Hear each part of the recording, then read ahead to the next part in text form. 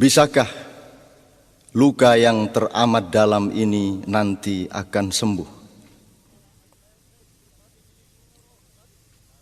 Bisakah kekecewaan, bahkan keputusasaan yang mengiris-iris hati berpuluh-puluh juta saudara kita ini pada akhirnya nanti akan kikis?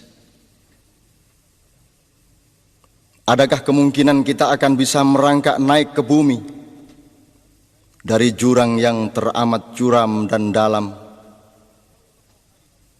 Akankah api akan berkobar-kobar lagi?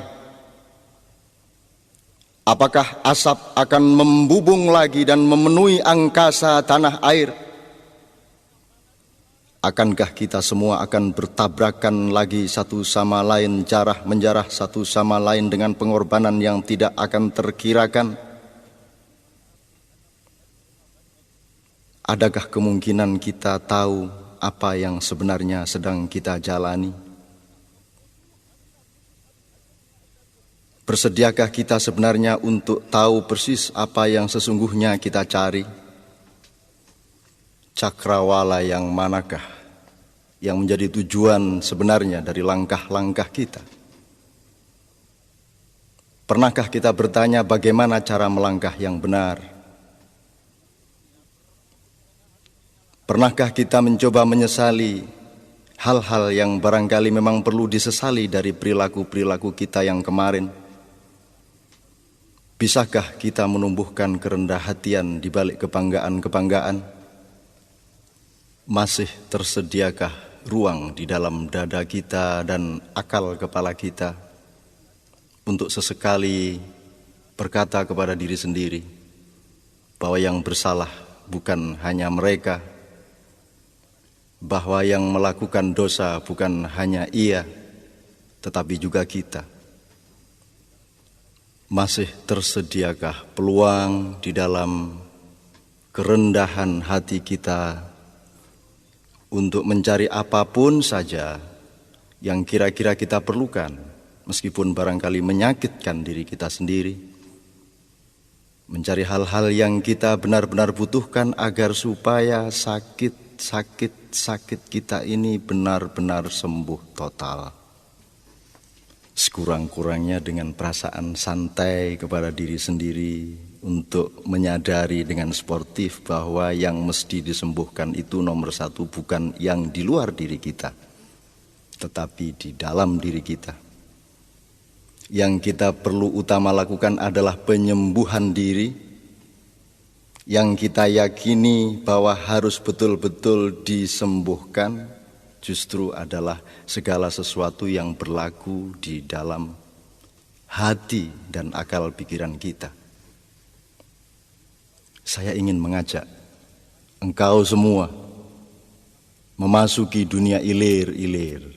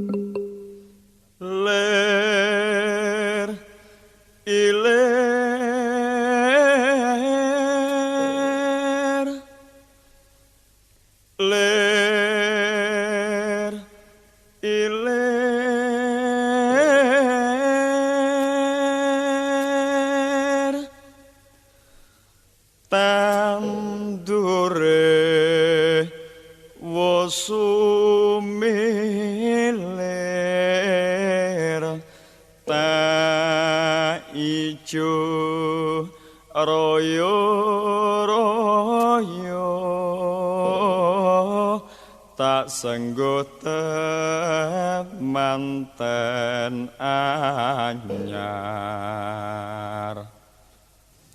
Kanjeng Sunan Ampel seakan-akan baru hari ini bertutur kepada kita, tentang segala sesuatu yang kita mengalaminya sendiri, namun tidak kunjung sanggup kita mengerti.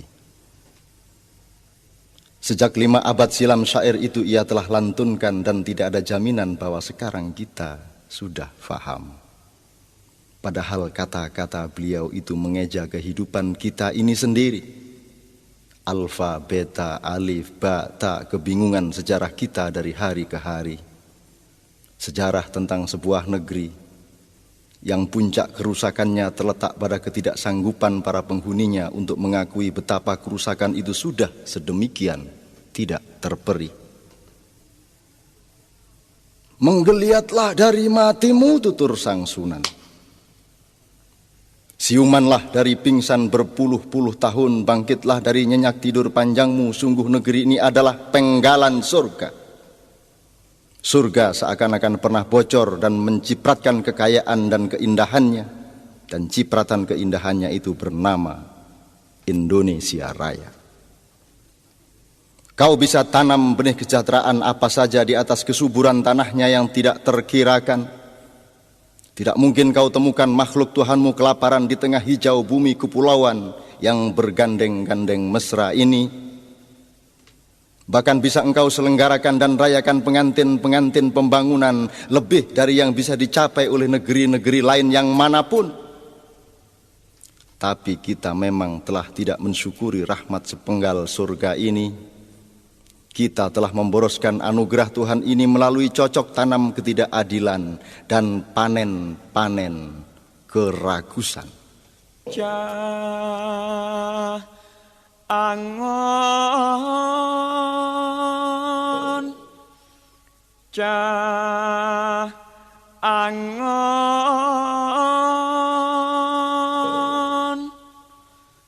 penekno blimbing kuwi lunyu nyupenekno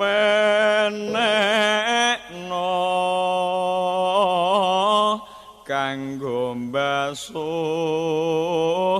dodot ira. Kanjeng Sunan tidak memilih figur misalnya Pak Jenderal, juga bukan intelektual, ulama, seniman, sastrawan atau apapun, tetapi cah angon. Beliau juga menuturkan penekno blimbing kuwi, bukan penekno pelem kuwi, bukan penekno sawo kuwi, bukan penekno buah yang lain, tapi blimbing bergigir 5. Terserah apa tafsirmu mengenai 5. Yang jelas harus ada yang memanjat pohon yang licin itu, lunyu penekno, agar blimbing bisa kita capai bersama-sama. Dan yang harus memanjat adalah bocah angon, anak gembala. Tentu saja ia boleh seorang dokter, boleh seorang seniman, boleh seorang kiai, boleh seorang jenderal atau siapapun. Namun ia harus memiliki daya angon, daya menggembalakan, kesanggupan untuk ngemong semua pihak, karakter untuk merangkul dan memesrai siapa saja sesama saudara sebangsa. Determinasi yang menciptakan garis resultan kedamaian bersama, pemancar kasih sayang yang dibutuhkan dan diterima oleh semua warna, semua golongan, semua kecenderungan. Bocah angon adalah seorang pemimpin nasional, bukan tokoh golongan atau pemuka suatu gerombolan. Selicin apapun pohon-pohon tinggi reformasi ini, sang bocah angon harus memanjatnya. Harus dipanjat sampai selamat memperoleh buahnya, bukan ditebang, dirobohkan atau diperebutkan. Dan air saripati blimbing 5 gigir itu diperlukan oleh bangsa ini untuk mencuci pakaian nasionalnya. Pakaian adalah akhlak, pakaian adalah sesuatu yang menjadikan manusia, bukan binatang. Kalau engkau tidak percaya, berdirilah engkau di depan pasar dan copotlah pakaianmu, maka engkau kehilangan segala macam harkatmu sebagai manusia. Pakaianlah yang membuat manusia bernama manusia. Pakaian adalah pegangan nilai, landasan moral, dan sistem nilai. Sistem nilai itulah yang harus kita cuci dengan pedoman 5. Dodot tira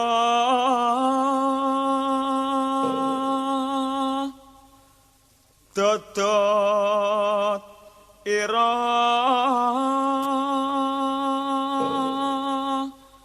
komiterbe daging pinggir tondo mono jlumetana kanggo sebo mengko sore mumpung padang rembulane mumpung jembar kalangane ya sora sora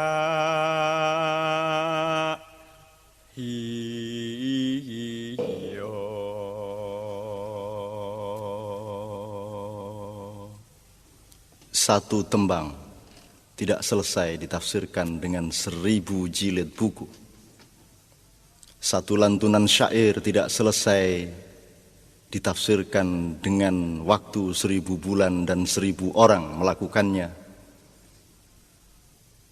Aku ingin mengajakmu untuk berkeliling, untuk memandang warna-warni yang bermacam-macam dengan membiarkan mereka dengan warnanya masing-masing, agar kita mengerti dengan hati dan ketulusan kita apa muatan kalbu mereka mengenai ilir-ilir, mengenai ijo royo-royo, mengenai temanten anyar, mengenai bocah angon dan blimbing, mengenai mbasuh dododiro, mengenai kumitir bedahing pinggir, yang akan kita bicarakan tentu saja kapan saja bersama-sama.